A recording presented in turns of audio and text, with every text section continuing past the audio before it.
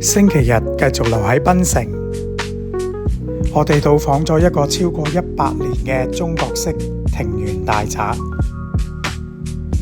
呢座大宅叫做張拔氏故居。除咗可以參觀呢個咁具歷史嘅建築物，我哋仲訂咗裏面一間叫做 Indigo 嘅西餐廳食飯。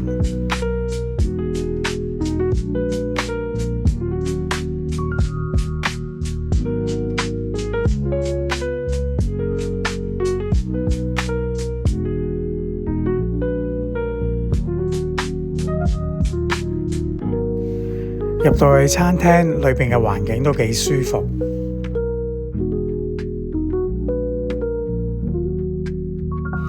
而呢度3個 course 嘅午餐都幾抵食，而每道餸菜都各具特色，而最重要嘅就係呢度嘅價錢一啲都唔貴，